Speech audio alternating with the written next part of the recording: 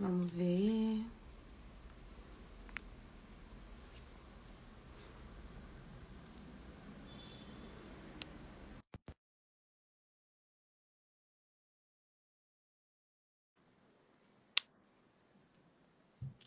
Oi, Jujuba.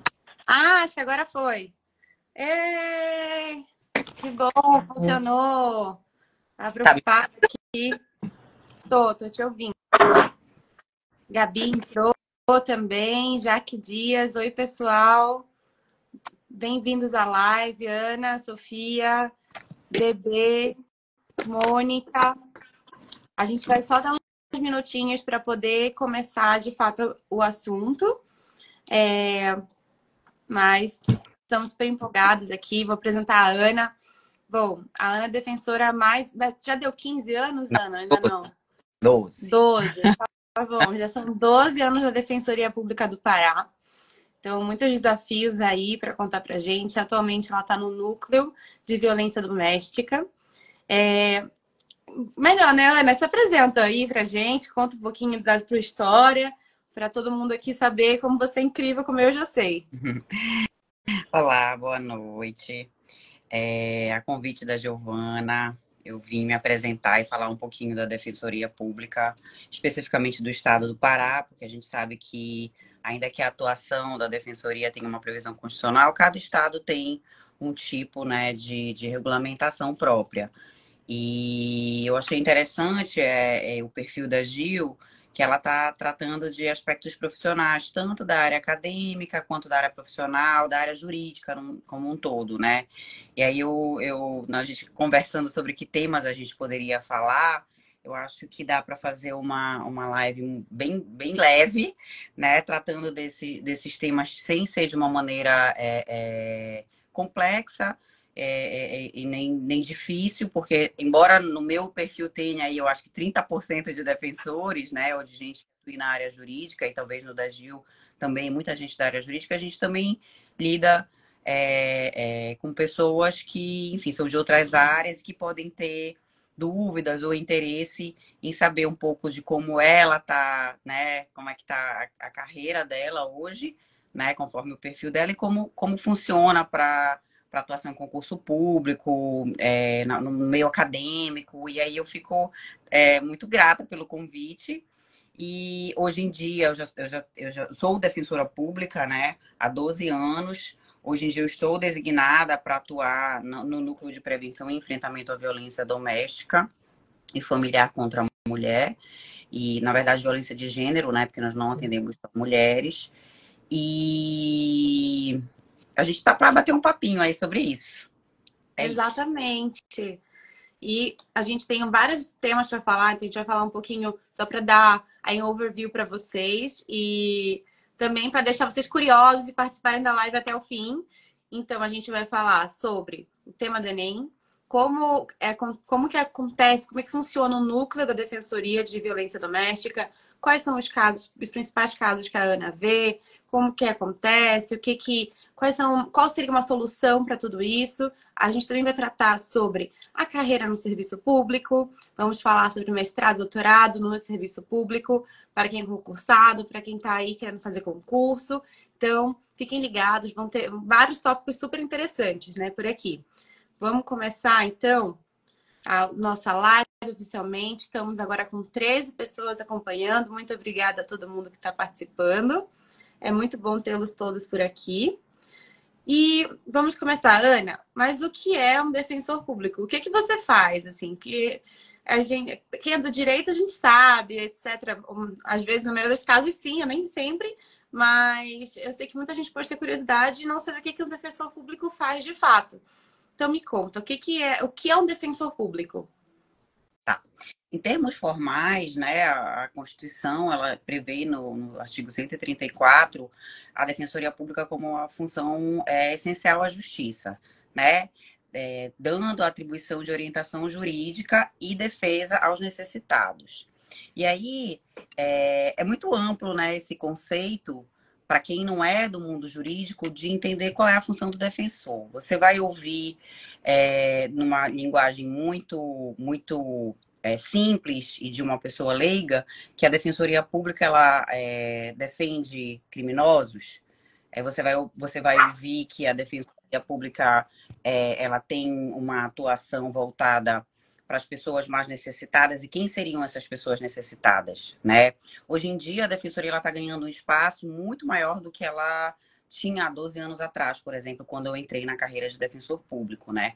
Não tanto para passar num concurso de defensor público, tá tão difícil quanto as outras carreiras, né? Eu lembro que na minha época, quando eu entrei, né, que eu estudava aí em São Paulo contigo, o defensor público não tinha esse reconhecimento notório e público que tem hoje, né? Na época todo mundo tentava concurso para promotor, para juiz e não tinha tanto essa procura pela defensoria pública. E em 12 anos teve uma grande alteração, assim, social mesmo, do ponto de vista social, a respeito da importância do defensor público. Por quê? Porque o defensor público ele garante cidadania. É basicamente isso. É um exemplo muito prático do que a gente atua, que a gente demora 1 minuto para fazer e que resolve a vida de uma pessoa. A gente consegue fazer um ofício para um cartório pedindo uma segunda via de uma certidão de nascimento gratuita. Quer dizer, uma pessoa que seja considerada hipossuficiente na forma da lei, que receba no máximo um benefício assistencial, ou não tenha emprego, ou não trabalhe e precise de uma certidão de nascimento, ela precisa pagar cento e poucos reais por uma certidão. Então, a defensoria vai, emite um ofício com base na hipossuficiência dessa pessoa e consegue uma certidão de nascimento. Isso seria o mais simples, né? O mais complexo é a orientação jurídica, é a atuação nos processos, né, de forma gratuita, sob o manto da gratuidade. Modéstia à parte, hoje em dia a Defensoria Pública tem uma atuação muito eficiente. Eu ouso dizer que dentro das especializadas, quando não está o defensor sozinho naquela comarca, né, atuando para 40, 50 mil habitantes, e aí é um trabalho que é muito, muito cansativo, né? A gente não consegue fazer com tanta qualidade, mais com quantidade, é mais difícil. Mas dentro das especializadas, eu ouso dizer que a qualidade do nosso trabalho é tão boa quanto de um escritório grande de advocacia, né? Até porque na especializada a gente se especializa, então a gente trata só daquele assunto, né? E aí consegue conversar, debater, fazer educação em direitos, que também é uma função da Defensoria Pública. E, resumidamente, não sei se eu me fiz entender, é isso que o defensor público faz hoje em dia. Uma dúvida assim que surgiu. Quem é o hipossuficiente? Varia de estado para estado? Tem uma regulamentação, mas dentro da nossa resolução, a hipossuficiência, dentro da hipossuficiência financeira, a gente considera até 3 salários mínimos.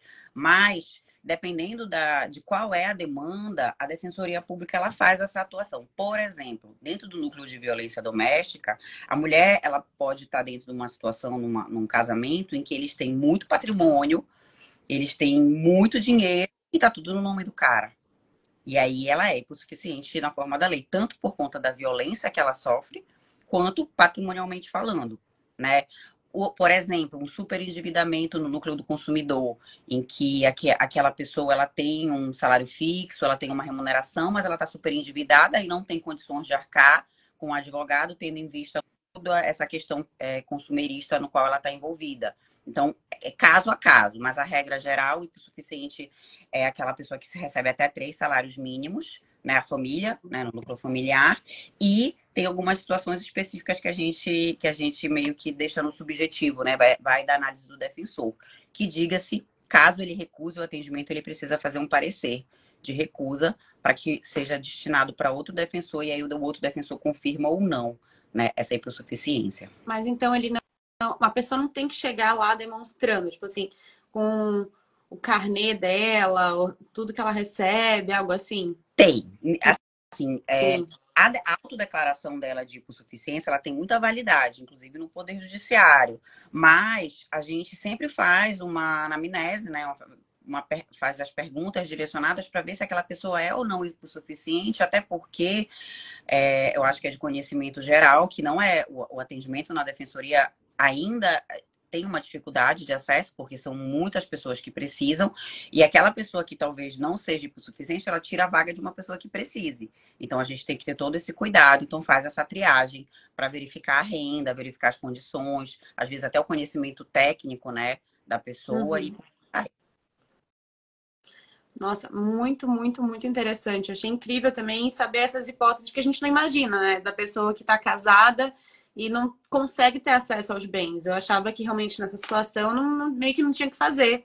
Mas que bom que a gente tem esse respaldo aí. E agora, para quem quer entrar na carreira, quem quer decidir, gostei, agora eu quero ser defensor. Como que funciona? Hoje em dia, como eu falei no início da live, está cada vez mais difícil passar para a carreira de defensor público. Como eu disse, eu acho que tão difícil quanto para Ministério Público e magistratura.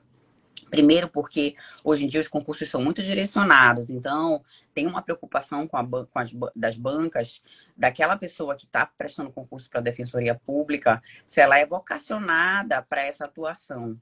Como sempre existiu no Ministério Público e na magistratura. Então, uma jurisprudência que pode ser utilizada pelo órgão ministerial não necessariamente vai favorecer o nosso assistido. E aí, as bancas estão cada vez mais exigentes em perguntas subjetivas, né?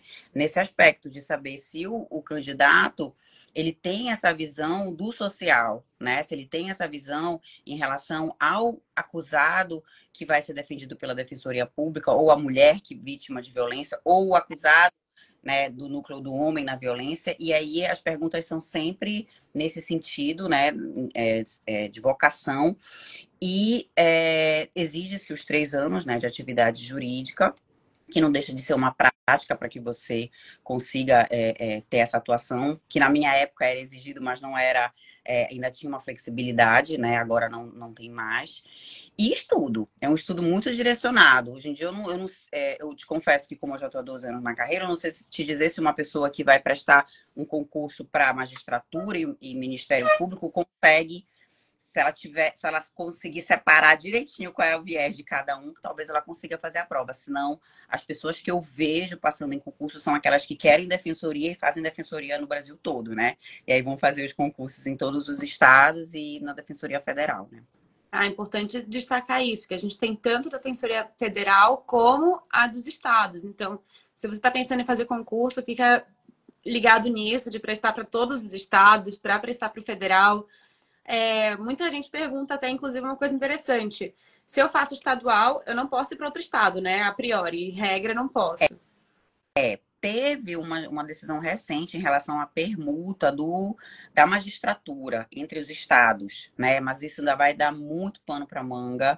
Eu acho que ainda vai demorar muito para se deliberar a respeito disso, embora já tenha, né, um precedente de regulamentação, mas da defensoria não tem essa previsão, porque você presta concurso para aquele estado, né? A legislação que é usada é estadual, então é até um pouco difícil de você conseguir organizar isso em nível nacional, né? Mas não sei se lá para frente vai ser possível essas permutas, né, que estão prevendo. Acho que seria interessante, até para ter um equilíbrio, né? Porque eu sei que, assim, tem vários concursos que acabam tendo um grau de dificuldade maior pela quantidade de gente que quer, coisas assim.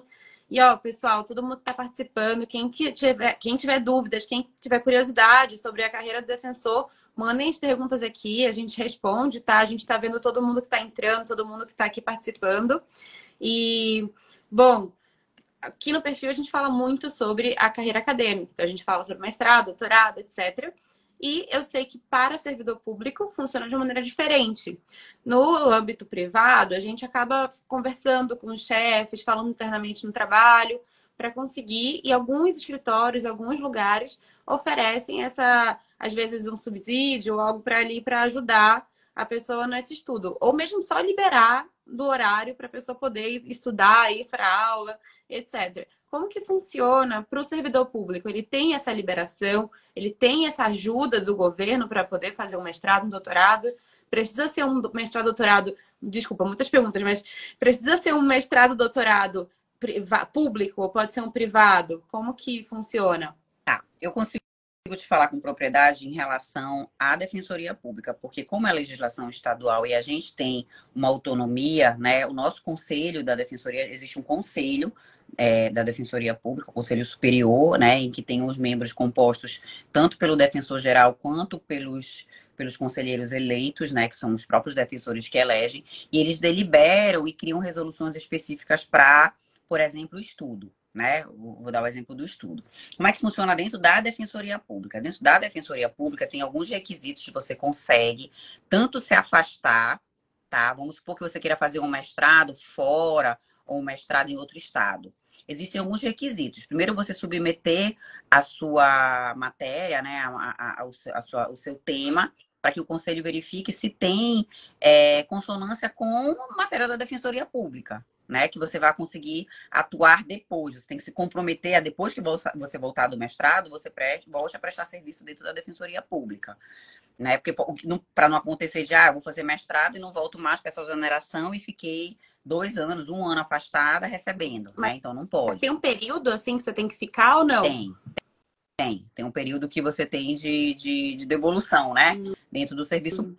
Não quer dizer que tu tenhas que ser para sempre defensor. Dificilmente o defensor vai pedir exoneração, a não ser que ele vá para outro concurso. Mas tem que ter autorização do conselho, tem que ter pertinência temática. Dentro do Brasil, né, eles pedem que a nota do CAPES, né, seja igual ou superior à do estado do Pará. Então, a gente acaba, digamos, de certa forma, fazendo comparativo com a UFPA, com o CESUPA, né, que são as universidades daqui, tanto particulares quanto públicas, para poder justificar. É muito difícil o conselho não conceder, porque é a capacitação profissional, mas também não pode ser muito aberto, né? Fazer eu quero fazer uma mestrado em psicologia, sei lá, uma outra coisa que não tem muito a não ser que até que psicologia tenha a ver com direito, mas eu digo assim, uma temática nisso. Interessante, agora eu até fiquei sabendo semana passada que não tinha isso, tá? Um ressarcimento, uma possibilidade de ressarcimento, tanto para mestrado, doutorado e pós-graduação, né, lato sensu, das pessoas que cursaram em 2023, começaram a cursar em 2023, né? E desembolsaram uma certa quantia. E aí eles estão devolvendo, não todo o valor, obviamente, mas tem dentro do edital um valor previsto de devolução da quantia como forma de incentivo também, né? À capacitação profissional. Isso é interessante dentro da Defensoria do Pará, tá? Eu não sei nas outras.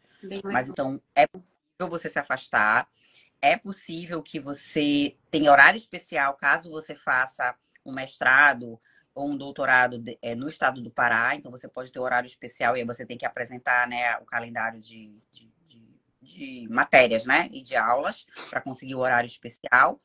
E a licença, que normalmente as pessoas tiram para redigir, que embora eu não tenha feito mestrado, dentro da minha apresentação, eu sou pós-graduada, ainda não entrei nesse universo do mestrado, mas eles geralmente pedem um afastamento na hora de redigir a qualificação, a tese, que pode falar melhor do que eu, que é a parte que é mais difícil, né? Cara, adoraria esse afastamento. Não é brincadeira. Mas não, acho que ajuda bastante. Eu tirei esses 6 meses agora, assim, só para focar na tese, e realmente faz diferença. Eu acho que você consegue pular ali de cabeça no seu tema. Bom, voltando um pouco agora para o núcleo de violência da mulher. Você escolheu, foi escolhida? Como que foi esse processo para ir exatamente para o núcleo de violência doméstica? Bem, a grosso modo, o defensor público, né, pelo menos do estado do Pará, e eu tenho certeza que isso é em todos os estados, a gente ainda não tem muitas escolhas até um determinado momento da nossa carreira. O que significa isso? Normalmente, quando você começa na carreira, você começa em cidades mais distantes, né? Aqui no estado do Pará, nós temos 144 municípios, né? Então, é muito município, é um estado de dimensão continental, né? Então, eu demorei... Ainda não cheguei na capital, né? Eu ainda sou o titular de Santa Isabel, que é uma cidade próxima daqui, mas são abertas designações para regularizar situações de ausência de defensor, digamos assim. Pode ser um defensor afastado por mestrado, pode ser um defensor que esteja na gestão superior, como o DAS, que a gente chama, né, cargo comissionado. E aí foi aberto o edital.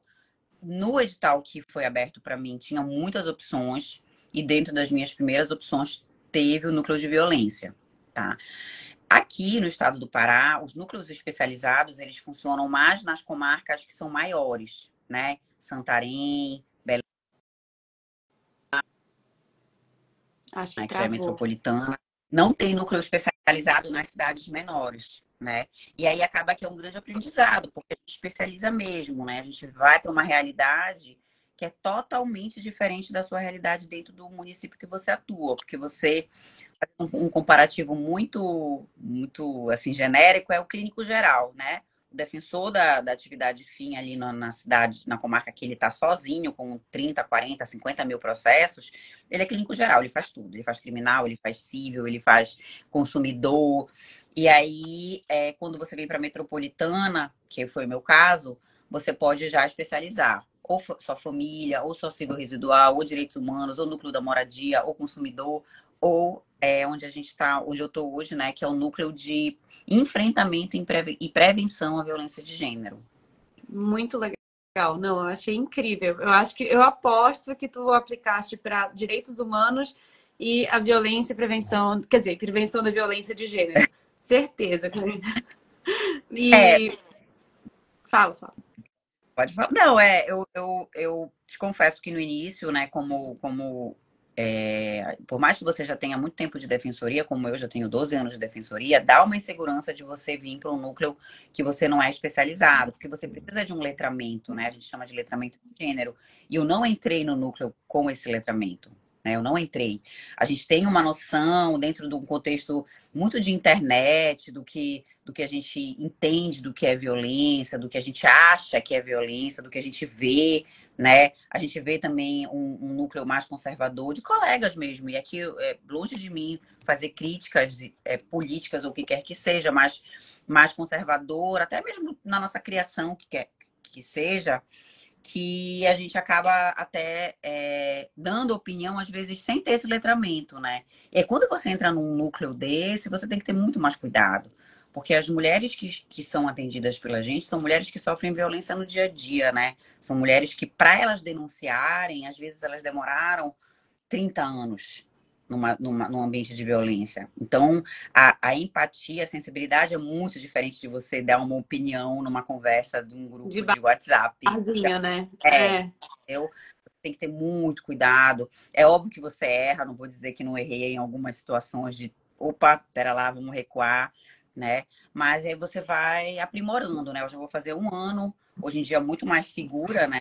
A atuação ali, muito como eu falei, um letramento, obviamente que não é em nível de mestrado e doutorado, né? Eu tenho uma colega que é titular de lá há 5 anos, que ela tem doutorado, né, em violência de gênero é outro patamar, porque você vai para o meio acadêmico mesmo, né? Muito necessário, né? Mas que não impede que um defensor que não tem essa especialidade também atue, desde que ele leia. Tem que ler muito para poder, pelo menos, né? Você conseguir ter a sensibilidade de entender o processo todo, como funciona dentro da sociedade, porque está no dia a dia, está nos detalhes, né? Entendi. E assim, eu fiquei até na dúvida, são sempre mulheres, às vezes a violência doméstica a gente pode atender também homens, como Ah, que é? tá, o que eu já ia falar, hoje a gente teve uma correção, né? Foi a nossa correção do corregedor, e 100% das mulheres servidoras e defensoras do núcleo são mulheres, né? 100%. Ah, Mas o atendimento é um núcleo de gênero. Então, envolve não só as mulheres, mulheres no sentido, né, de sexo feminino, como transgênero, como homossexuais, como dentro enfim, da sigla do LGBTQIA+, todos que sofram algum tipo de violência baseada no gênero, né? Então não são ah, só mulheres. mas tem que ser doméstica, então, tipo assim, tem que ser dentro de casa, quem não é só, ou cabe tudo. Cabe tudo, cabe tudo. Cabe tanto a violência Ah, doméstica quanto a violência baseada no gênero. Às vezes você não tem aquela relação interpessoal com aquela pessoa e você foi vítima de um tipo de violência de gênero, né? Por ser, né? e qual foi o maior desafio quando entrou no núcleo, Ana? Você enfrentou, além desse letramento que você comentou, etc. Eu acho que é o emocional. É o emocional, porque você tem que ter. O que acontece? Lá no núcleo, todas as mulheres, necessariamente, antes de irem para o atendimento jurídico, elas vão para o atendimento psicossocial, que são atendimentos com psicólogas e assistentes sociais. Por que isso? Porque é muito mais complexo do que um atendimento jurídico, né? Tem que ter esse arcabouço psicológico. Por isso que eu falei ainda agora que às vezes fazer um mestrado em psicologia às vezes tem muito a ver com esse ramo jurídico. Justamente porque o emocional de quando você impacta o que você vê na televisão, né? Eu vou falar mais da televisão. A gente vê hoje muito na mídia violência, feminicídio, situações em que você vê de cárcere privado, de mulheres morrendo e tudo mais. É muito distante da tua realidade quando tu atende aquela assistida que ela tá na tua frente.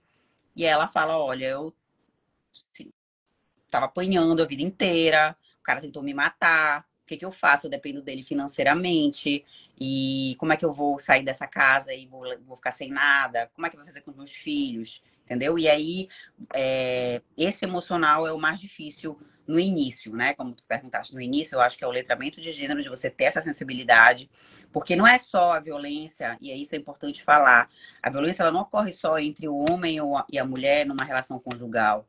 Ela pode acontecer entre irmãos, entre pai e filha, entre tio e sobrinha. Então, assim, tem que ter um cuidado maior para você verificar a violência, se ela está acontecendo por conta do gênero, quer dizer, tem uma filha e um filho, acontece a mesma coisa entre os dois? Ou a violência é só com a filha, entendeu? E aí ter esse cuidado e, na verdade, discorrer e tratar disso dentro de uma medida protetiva, para que a gente consiga convencer o juiz de que aquilo é violência de gênero, que caso ele tenha dúvida, ele encaminha também para um psicossocial, fazer uma análise para o psicólogo verificar se é ou não a violência de gênero, entendeu? Então, eu acho que o emocional é o mais difícil. É você não se envolver tanto, porque não se envolver é difícil, né? Sendo mulher e mãe, é muito difícil não se envolver, mas não, tentar não se envolver tanto. E muita gente, assim, no meio do caminho, já o processo tá rolando, desiste. Que é isso que a Muito, gente ouve bastante, né? muito, muito. Muito. Não só, assim, a nossa legislação, a Lei Maria da Penha, ela é muito bem redigida, tá? Tem críticas, a gente vai ver que tem pessoas que se você for dentro do contraditório, da ampla defesa, vão condenar a lei, dizendo, mas o homem não tem possibilidade de se manifestar, é dada uma medida protetiva sem a manifestação dele. Mas, veja bem, a lei, ela surgiu para proteger a mulher, dentro de um contexto de violência em que é absurdo no Brasil, né? E aí o que acontece? Quando a medida protetiva é concedida, a gente já consegue só esse afastamento do cara, em regra, em tese, né? Só que o processo é muito cansativo, porque essa mulher que sofre violência, no mais das vezes, não é, eu costumo dizer só, mas não é só a violência. Ela tem vínculos com essa pessoa. Então, ela aspectos cíveis para tratar. Ela precisa tratar de divórcio, se for o caso, de pensão, ou então de um inventário, se for familiar, ou então, tipo, é como se fosse um polvo. Tem muitas coisas para tratar, entendeu? Então, muitas desistem ou por conta disso, ou por conta mesmo da dificuldade que tem da autonomia, que elas nunca tiveram, e acabam reatando com o agressor, né? E a gente não tem como impedir. A gente pode até tentar, mas é muito difícil, porque elas têm autonomia de vontade, né? E aí encerra E aí, às vezes, o processo, não tem como suspender e depois voltar, tem que começar tudo do zero. na verdade, a medida protetiva, como ela tem uma natureza cautelar, ela pode desistir e entrar de novo. Não tem problema em relação a isso. O problema é se ela desiste, por exemplo, de um divórcio. Ela pode reatar com ele, desiste do divórcio, mas ela vai ter que, se lá na frente, né, ela decidir terminar de novo, tem que começar tudo de novo. Um adendo muito importante, que eu acho importante a gente falar aqui, é que o nosso núcleo, ele tem dois vieses, tá? O nosso, que é o da mulher, e o do homem. E o núcleo do homem, ele é muito pioneiro num círculo restaurativo em que fazem o atendimento do homem psicológico, que é aquele homem que quer reatar, que quer, né, que quer mudar, que ele se vê numa situação de machismo, né, e de autoritarismo e quer reaver o casamento dele, tirando toda enfim, essa criação, essa formação dele. Então é muito importante falar isso, porque às vezes tem essa reconciliação e a reincidência é quase zero dos homens que frequentam o núcleo do homem, né? Que com o atendimento de psicólogas lá. Muito muito, muito legal. Bom ver gente com mudança, né? Então, a mudança é possível, porém, não sem uma ajuda, não sem realmente ali um empenho para ter essa mudança. E me conta um caso que você teve que te impactou. Assim, que foi talvez um primeiro ou algo que aconteceu que mostra não só a importância de ter um núcleo especializado em violência doméstica, em violência de gênero, mas também a importância da sociedade abrir os olhos para isso e começar a entender que é um problema e que precisamos juntos achar soluções, né? Ai, olha, eu te confesso que quase todo dia um caso me impacta. Sensibilizada com uma situação de uma senhora que ela já tinha completado 60 anos. E aí ela resolveu se separar do marido, né? O marido não deixava ela trabalhar. São aqueles casos que tem muito aqui no estado do Pará, da mulher casar muito nova, né? Geralmente o marido dela foi o primeiro namorado e tudo mais. E aí ela esperou os filhos se formarem para pedir a separação. Porque para ela o que era importante era que as filhas tivessem uma criação diferente da que ela teve, né? E aí ela esperou eles se formarem para ela pedir a separação. E aí quando ela foi conversar comigo, muito empolgada, parece que ela tinha saído de uma prisão. Literalmente, ela vira para mim e fala assim, doutora, tô aprendendo a escrever meu nome. E aí, Meu feliz, ela tava Deus. aí. E aquilo ali, todo dia, como eu tô te falando, me quebra, né? Mas aquilo me quebrou de uma forma muito profunda, porque ela não podia estudar, ela não podia sair de casa, ela não podia trabalhar, tinha a violência patrimonial, né? Porque ele dominava toda a questão financeira da família. E ela esperou os filhos se formarem para poder se libertar com 60 anos, mas feliz da vida porque estava aprendendo a ler. Eu acho que Então, isso é uma coisa interessante da gente destacar, que assim, muitas vezes em São Paulo eu vejo essa situação de, ai, mas como assim a pessoa não sabe escrever? Ou como assim a pessoa não tem um RG, um documento? E é real, a gente vê que é muito mais. No norte a gente tem um contato muito maior com isso e vê que ainda tem. Mesmo em São Paulo tem também, acho que tem muito, mas assim, em grandes capitais a gente tem mais dificuldade de ver, a gente não tá ali dia a dia, mas existe muito caso disso. Existem pessoas que não sabem ler, existem pessoas que não sabem sair de casa sozinhas porque criam uma dependência emocional do parceiro muitas vezes. Então, ai, você não consegue, você não é boa o suficiente, você não faria o que você faria sem mim. E isso a pessoa vai criando um medo, né? Fala, realmente, você é muito bom para mim, eu não vou sair de casa, eu não vou para outro lugar, vou ficar aqui. Então, eu acho que é super importante a gente pensar que não é todo mundo que assim foi criado independente para o mundo e não, vou separar, não quero saber, vou resolver tudo sozinho. Não, às vezes é um medo que ele é cultivado e que te privou de, desde o início, ter um desenvolvimento básico. Então, você não vai saber escrever, você não vai, como você falou, de tipo, ela já tinha se casado desde muito nova. Então, ela não teve essa oportunidade de provavelmente concluir o colégio, de, ai, será que eu vou ter uma carreira? Será que eu vou estudar? Será que eu vou fazer alguma coisa? E isso é muito grave.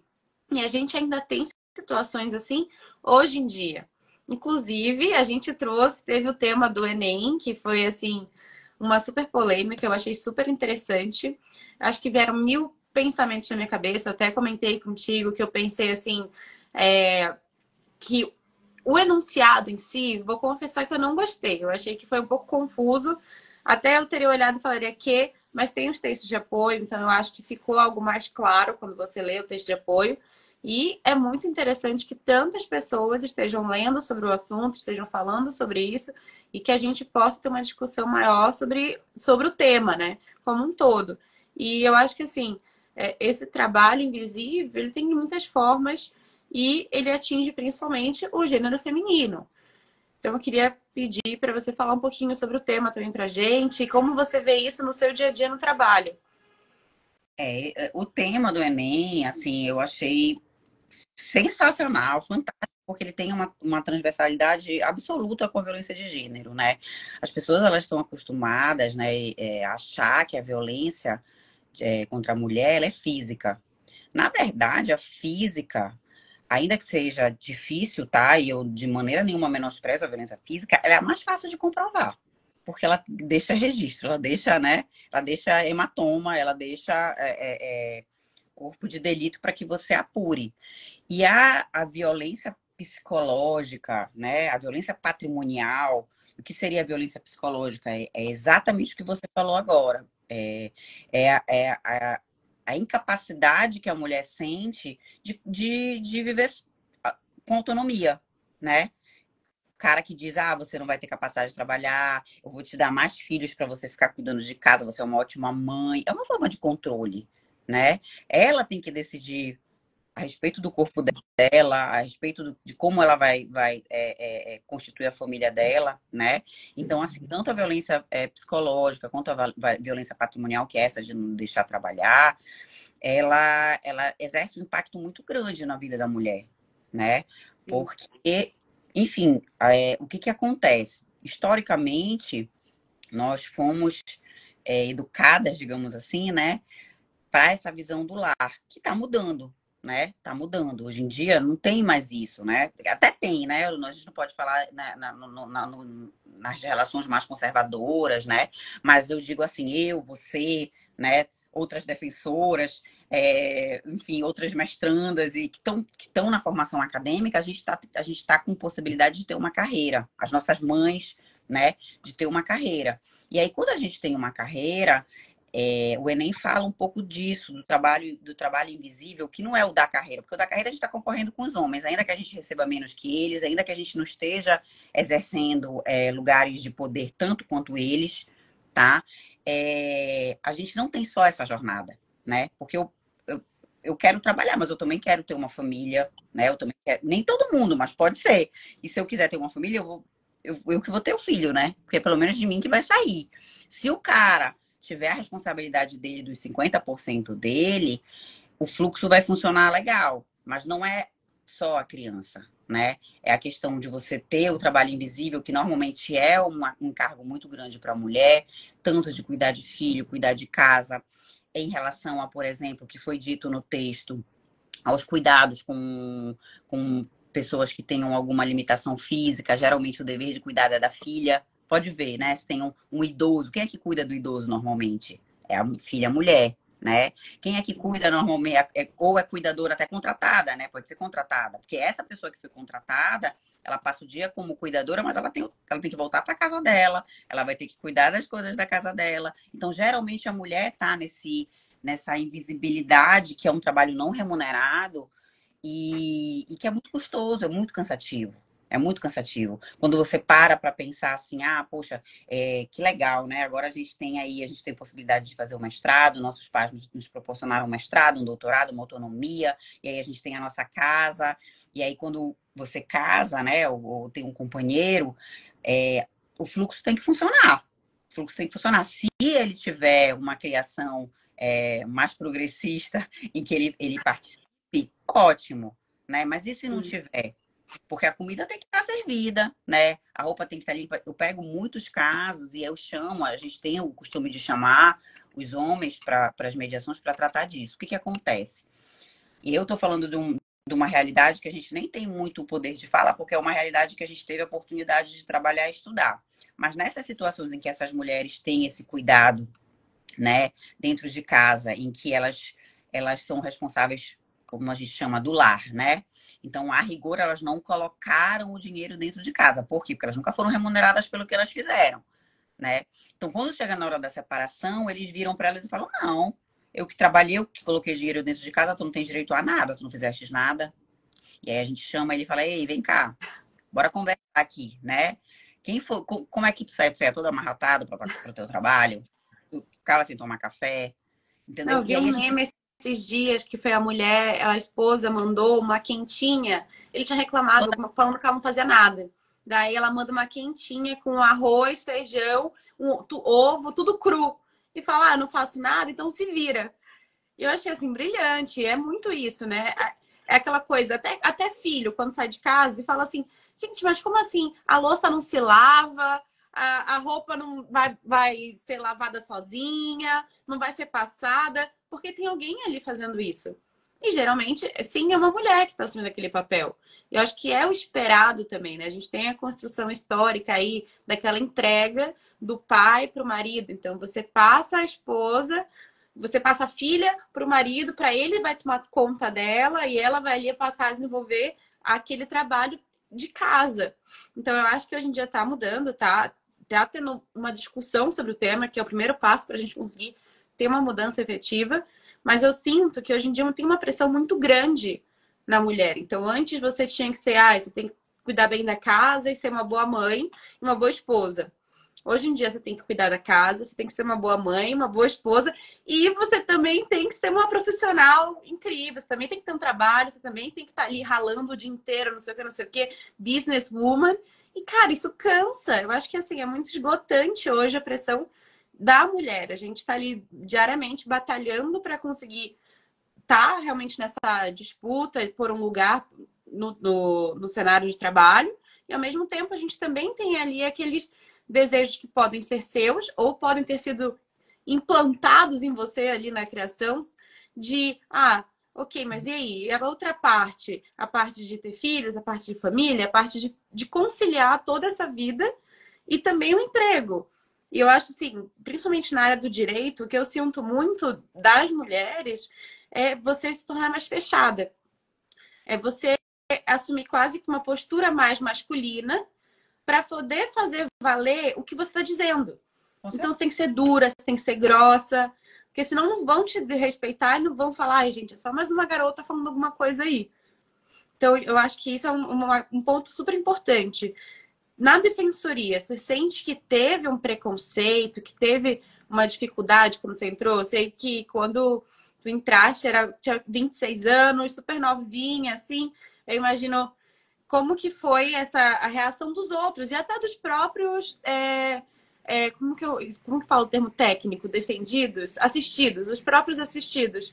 Como que eles reagiram? Como que foi isso?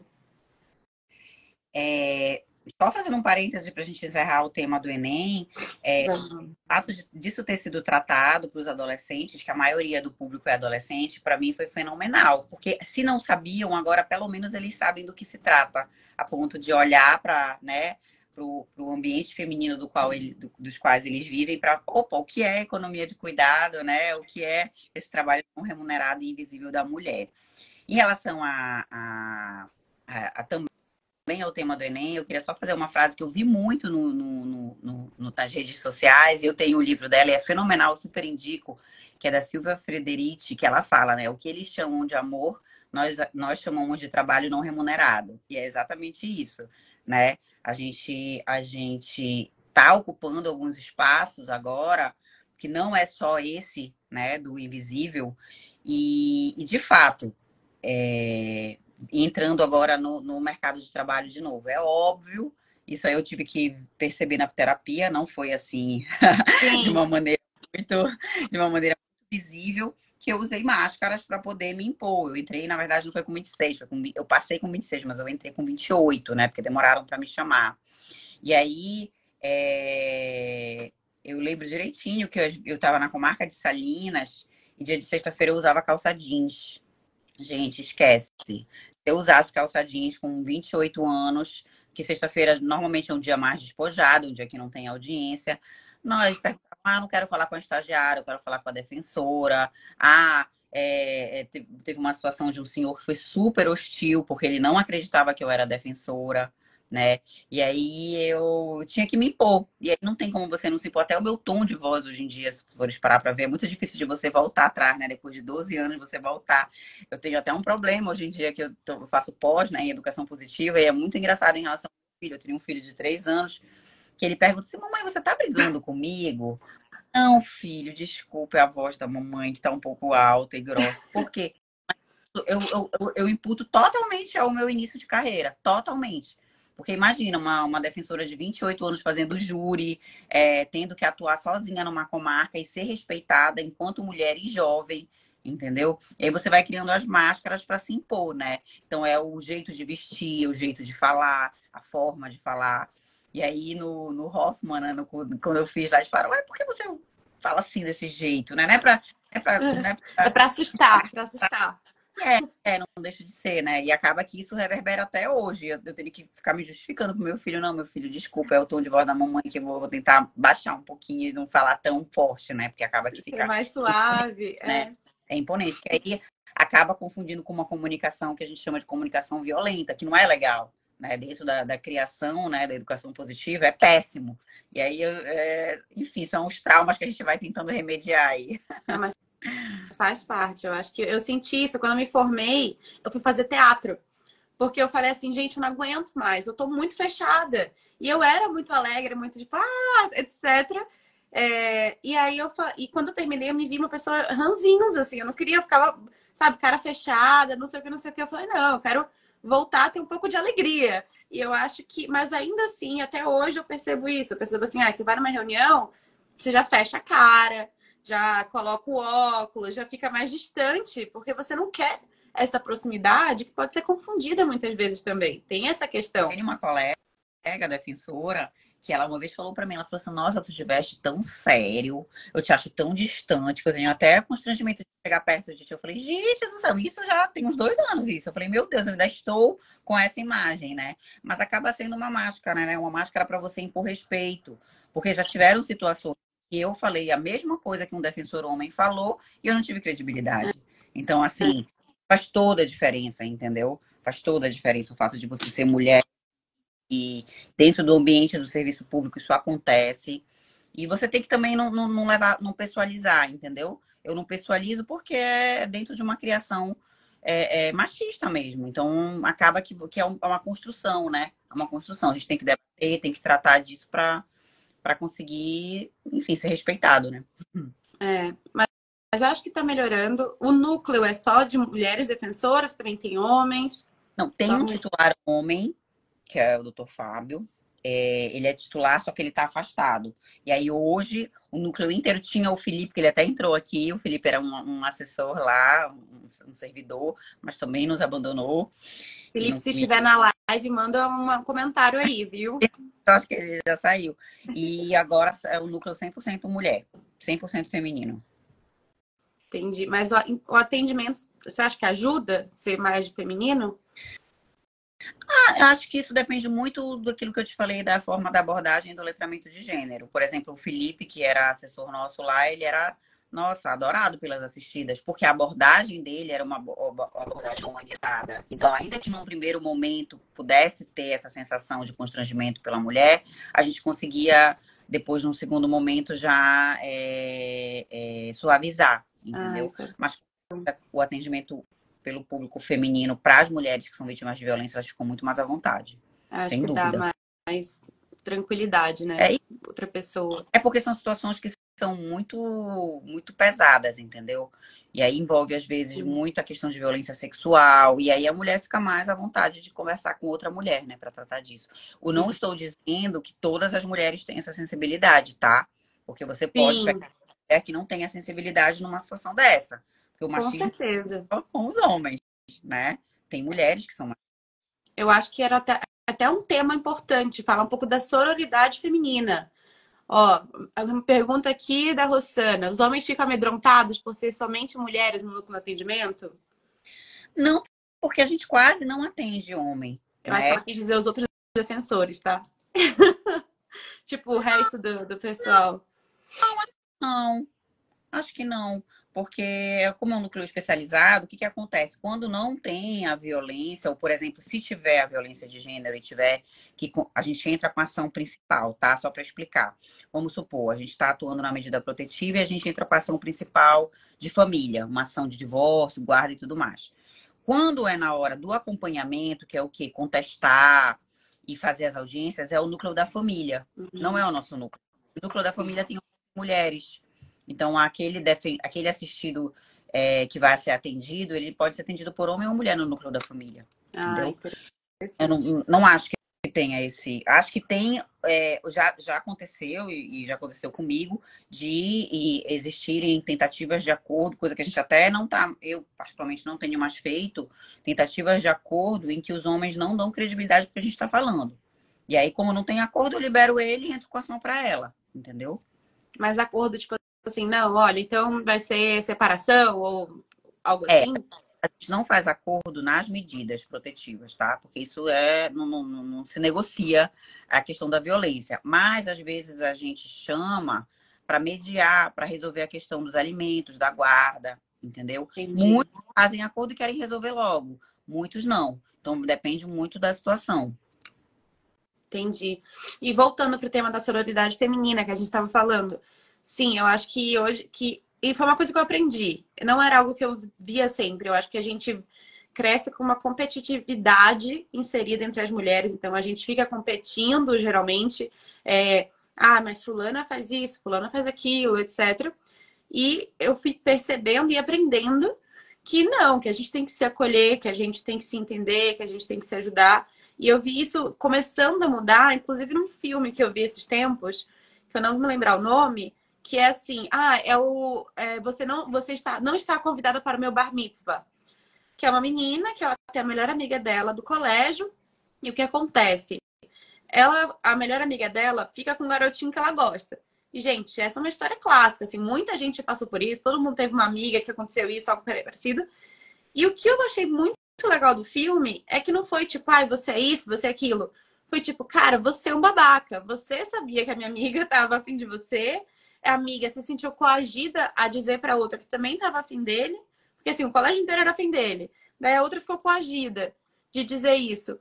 E no final, elas fazem as pazes, elas se apoiam e mostram assim, olha, não é isso que vai acabar com a nossa amizade desde o jardim de infância. Eu achei isso muito interessante, porque o que mais a gente vê é briga entre mulheres. Então, a gente tem essa rixa que é criada, inclusive no âmbito do trabalho. Então, já vi muitas vezes as pessoas falando assim, eu prefiro trabalhar com homem. Mas, assim, a Manuela Xavier, que é uma psicanalista que eu sigo no Insta, ela fala muito sobre isso, sobre a questão do patriarcado e incentivar essa rivalidade, né? É muito interessante para o sistema, né? Para o sistema tradicional machista manter essa rivalidade. Então, assim, é uma desconstrução. No dia a dia, a sororidade nada mais do que é isso. A gente dá a mão uma para as e imputar a responsabilidade de quem é responsável pelos seus atos, entendeu? Porque é muito fácil você, dentro desse sistema, chegar e culpar a outra, né, sempre a mulher, porque a rivalidade é boa para o machismo, né? O cara, vamos supor, numa situação dessa, dentro uma cultura machista, ficar com as duas, por exemplo, entendeu? Então, tudo isso... Na verdade, um oi. A minha foi expulsa do quarto, porque senão ela...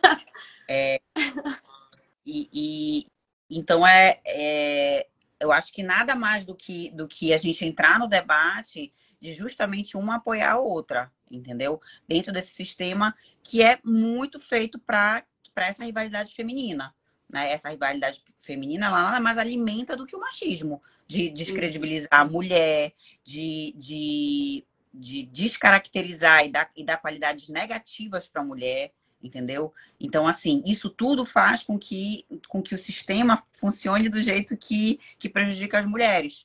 Sim. Porque, por exemplo, olha, um clássico na defensoria. Quando tem a violência psicológica, é possível, dependendo do tipo de violência, se tiverem ofensas, que a mulher entre com queixa-crime contra o cara, né? E aí, ela entrando com queixa-crime por calúnia, difamação, injúria, o que quer que seja, é clássico ele se defender dizendo que ela é louca. Clássico. Entendeu? O que ele faz? Ele tenta tirar a credibilidade do que ela tá falando, entendeu? Então, assim, a gente tem que realmente ter esse sentimento mesmo de empatia, né? Porque a sororidade, ela vincula mulheres, mas a empatia como um todo, para a gente perceber que tem um fluxo que é muito repetitivo. Lá no núcleo, no núcleo que a gente atua, assim, a gente já consegue o que o cara vai falar. A gente já sabe o que o cara vai dizer, entendeu? Ou, por exemplo, e geralmente, o que faz com que as mulheres procurem o sistema de justiça ou procurem a delegacia? É quando a violência, ela ultrapassa a mulher e vai para as crianças, né? Assim, parece que é o calcanhar de Aquiles de nós mulheres, são os filhos, né? Então, é quando a mulher toma coragem. Às vezes, anos que foi traída, anos que sofreu uma série de violências, e aí quando vem a criança, não, opa, meu filho não, agora vamos parar. Parou por aqui. Entendeu? E geralmente as que têm filho têm essa sororidade maior com outras mulheres. Isso nada é importante fazer esse parêntese, porque aí muda um pouco a visão, entendeu? Dessas mulheres que são vítimas. Eu não posso generalizar, obviamente, né? Sim. Mas aí tem mais de falar, opa, não, para lá, foi ele que é o cafajeste, ele que é o culpado, ele que fez isso, né? E aí a gente consegue, enfim, protegê-las de uma maneira minimamente humana, né? Razoável. A gente tem outra pergunta aqui, se tem algum apoio psicológico do Estado para a mulher. Acho que você já tinha falado, né, que tem um apoio prévio, mas tem um posterior também, tem uma... Porque, assim, hoje em dia, eu acho que tem outras formas, mas tem custo, psicólogo tem custo, terapia tem custo, então não é algo que é acessível a todos. Então, tem algum apoio posterior? Então, tipo, passou, acabou o processo, já conseguiu resolver. Olha, o tema, pelo menos eu posso falar pelo estado do Pará, mas eu acredito que tenha também em todos os outros estados. Aqui, além de ter um núcleo psicossocial dentro da delegacia da mulher, então já tem um apoio psicológico ali, tem dentro da defensoria, tem os encaminhamentos que a defensoria faz para os conselhos, né, para os CRAs de assistência social dos municípios e do estado, né? E tem dentro da defensoria a gente tem o grupo de apoio, que é um grupo que se reúne, né, toda terça-feira, que são as mulheres que foram vítimas de violência, que participam desse grupo com a nossa psicóloga, que é para tratar dos temas e para, obviamente que não é um tratamento, né? Não é individualizado, mas permite que elas tenham esse acompanhamento mínimo, né? Não é, como eu estou falando, não é que nem um plano de saúde, não é que nem um atendimento de psicóloga, mas consegue minimizar, de certa forma, as dores delas, né? Ah, não, com certeza, acho super importante. E para a gente encerrar, que a gente está aqui quase 1 hora, olha como passou rápido, viu? Quando a conversa é boa, ela flui. Então, para a gente encerrar, para as próximas gerações, o que você acha? O que é importante da gente fazer, da gente, não só entre as mulheres, mas na sociedade como um todo? E será que está melhorando? Será que vai melhorar? Olha, mais uma Olha, pergunta aqui antes da resposta final. Muitas mulheres retornam ao marido por serem dependentes financeiramente deles. Há políticas voltadas à reinserção no mercado dessas mulheres? Muito boa, Beca. Muito obrigada. olha, a gente está, inclusive, eu digo, a defensoria, eu e uma outra colega defensora, a gente fez uma proposta para o nosso Conselho Superior de um selo para beneficiar, né, para premiar as empresas que inserem no mercado de trabalho as assistidas que depois que passam por esse acompanhamento, esse grupo que eu falei para vocês, elas estão capacitadas e aptas, né, para entrar no mercado de trabalho. É um trabalho árduo, não é fácil, tá? Por quê? Porque essa mulher que é vítima de violência, como eu já mencionei, ela normalmente ela tem filhos, então ela precisa do suporte para esses filhos. Eles precisam estar estudando, né? Então, se eles forem muito pequenos, precisam de creche. Se eles forem maiores, eles precisam de babá, porque alguém tem que arcar com isso. Nem todas têm rede de apoio, né? Elas precisam de capacitação, porque muitas ficaram fora do mercado de trabalho. Essa capacitação nós fazemos, né? Eu digo nós fazemos não, né? Nós temos as parcerias em que nós encaminhamos essas mulheres para capacitação. Precisam de emprego, né? E precisam da área de saúde. A área de saúde hoje em dia é a mais difícil que a gente tem, porque o sistema de saúde, embora o SUS seja muito bom, a questão de vagas é muito difícil a gente conseguir. Então, a gente ainda não tem esse canal direto. Estamos costurando com a Secretaria da Mulher, que é uma secretaria nova aqui no governo do estado, né? Costurando com a Secretaria da Mulher ter essa... Inclusive, estão criando um hospital, né? Um hospital da mulher. Isso eu espero que tenha uma porta de entrada direto para as mulheres vítimas de violência. Então, a gente tem todo esse aparato. Não é fácil, porque todas elas a gente não consegue inserir no mercado de trabalho se elas não estiverem bem psicologicamente falando, né? Porque, enfim, são anos de violência. Mas acho que já tem uma qualificação. A gente tem uma empresa que é parceira nossa, que ela contratou ano passado 5 mulheres. São 5 que são mulheres que já estão de carteira assinada trabalhando, né? Que é a KFC, acho que é KFC, mas eu posso confirmar o nome da empresa. A de E que frango? não, Acho que não pode falar nome de empresa, não sei. Ou pode, é uma coisa positiva. Eu acho que é válido, a gente tem que incentivar. mas eu tenho que perguntar, mas é de serviços de paz. Adorei esse ego. É, de serviços gerais. E já contratou 5 das nossas assistidas, né? Já estão de carteira assinada. E a gente tá com uma negociação com o Grupo Polaro, que é um grupo daqui de Belém que faz também as mentorias nessa parte de empreendedorismo, porque muitas já são artesãs, já fazem doces, então conseguem essa autonomia melhor. Geralmente, quando são mães, precisam dessa flexibilidade de horário, né? Então, para se Sim. tornarem empreendedores. Então, a Vivian Virgulino, que eu não sei se tu conhece, que é até do prédio enfim. E o Grupo Polaro, o Ricardo Polaro, estão nessa frente aí para conseguir emprego para essas mulheres. Muito legal. O pessoal que tem empresa já manda aqui, a gente já faz esse contato, vamos lá empregar todo mundo. Acho que é super importante ganhar o selo, tá? Hoje em dia, compliance tá aí, então vamos observar, vamos atrás. ESG, super agora em alta e também acho que válido pra caramba e que com certeza é o futuro, né? A gente conseguir que todo mundo trabalhe, que todo mundo esteja desenvolvendo uma atividade, todo mundo tenha a sua autonomia, a sua independência, que consiga fazer ter o mínimo, porque eu acho que a maioria dessas mulheres ela acaba não tendo esse mínimo. Agora, voltando para a nossa questão final sobre o futuro. Como que você acha que está a expectativa para as novas gerações? O que, que a gente pode fazer, talvez, para tentar melhorar essa situação e realmente, assim, mitigar esses casos de violência ao máximo? Olha, eu acho que está melhorando. Eu acho que a passos muito lentos está melhorando.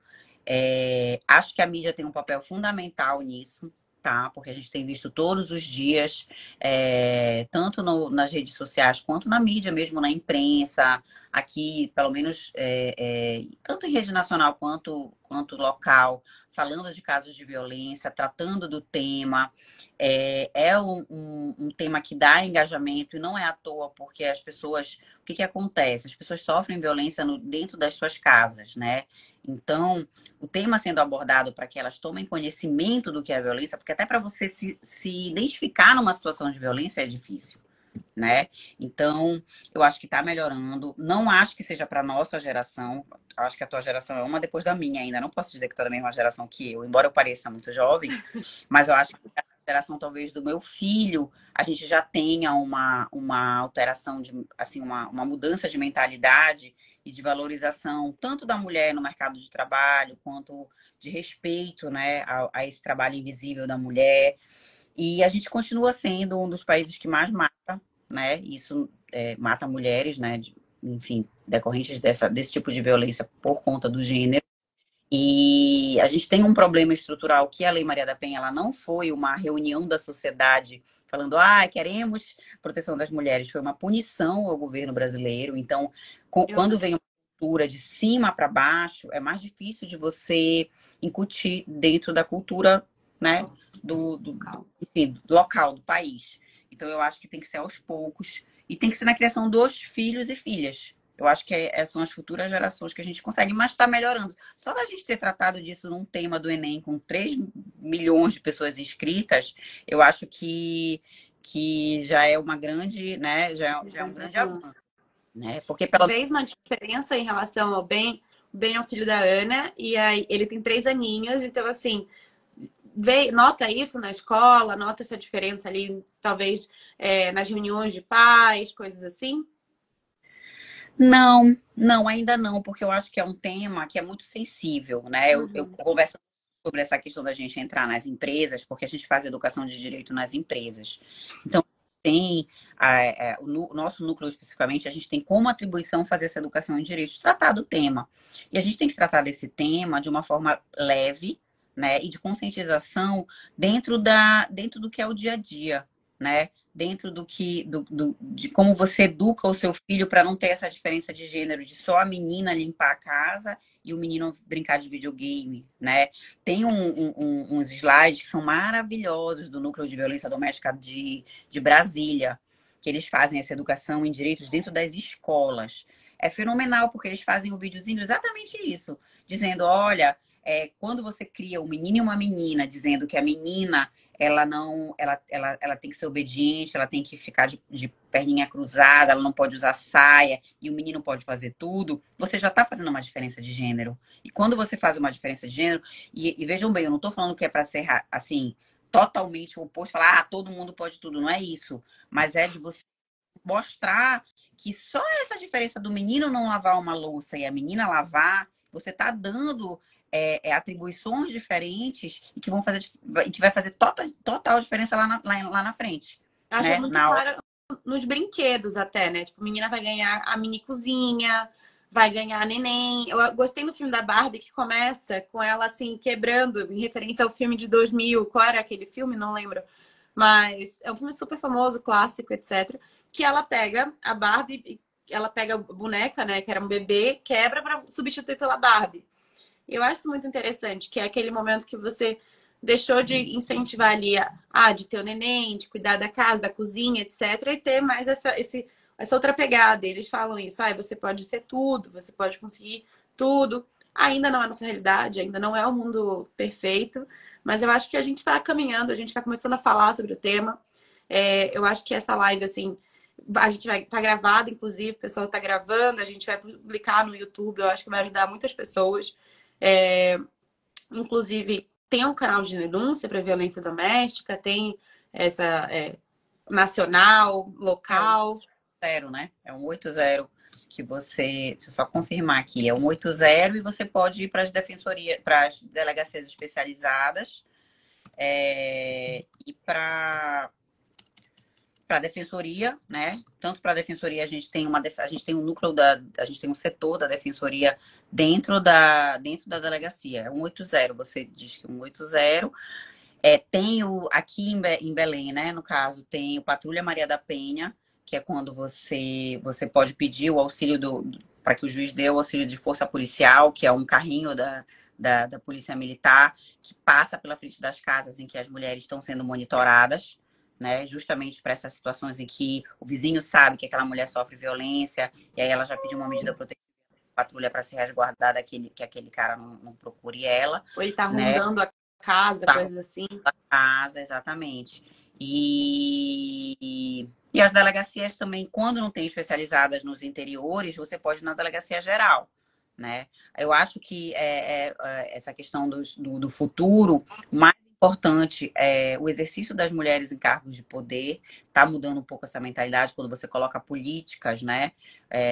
Deputadas, prefeitas, enfim, para que façam essa representatividade. Nós, né, hoje em dia, por exemplo, na defensoria, diferentemente, eu até peguei para te mostrar que está mudando, 52% dos defensores são mulheres. Ou seja, temos mais defensoras mulheres do que homens. Isso é um bom indicativo de que nós estamos começando a exercer cargos, digamos, que tenham, que façam uma transformação social, né? Não é tanto no judiciário nem no Ministério Público, ainda está na base dos 30 e poucos por cento, né? Mas estamos chegando lá. Então, isso já está mostrando uma mudança de mentalidade aí. Eu acho que o futuro parece bem melhor. Tô bastante esperançosa, eu acho que está no caminho certo. E vamos continuar todos juntos. Não falar juntas, mas juntos, porque não é algo que é só para as mulheres, é para todo mundo. Eu acho que a promoção da igualdade, a promoção dos direitos de todos, dos direitos humanos, é um dever de todos. Então, vamos continuar aí. Queria te agradecer muito, muito, muito, muito obrigada pela participação. Eu acho que foi assim muito enriquecedor. Vai ser um vídeo que a gente vai colocar no YouTube, então que vai ter um alcance muito grande também. Eu acho que isso é super interessante e muitas pessoas com certeza vão se encontrar nessa conversa, seja se identificando como vítima e conseguindo ali ver que ela tem voz, seja em questão de carreira, falar é isso que eu quero para minha vida, quero ser defensora e entrar nessa carreira linda que é da defensoria. Muito, muito obrigada, Ana, que você continue fazendo um trabalho esplêndido, assim, maravilhoso. E muita coragem, muita força, porque eu sei que é um trabalho extremamente difícil, principalmente do ponto de vista psicológico e emocional. E muito obrigada. Eu que agradeço, foi uma honra aí participar. Espero ter, enfim, eu sou um pouco prolixa, eu acho, espero ter sido clara dentro dos esclarecimentos. Foi ótimo. E eu fico à disposição. Qualquer dúvida, mandem para Gil que eu respondo. Exato. Podem mandar, podem comentar, a gente vai, eu mando para a Ana, a gente comenta e responde. E é isso, muito obrigada. Obrigada, pessoal, que participou, que mandaram perguntas. Muito obrigada por todo o apoio. E, gente, até a próxima, então. Tchau, gente. Eu não sei como desligar. Vamos ver. Gente, eu não sei como desliga. É sério, acho que é aqui. Vou tentar.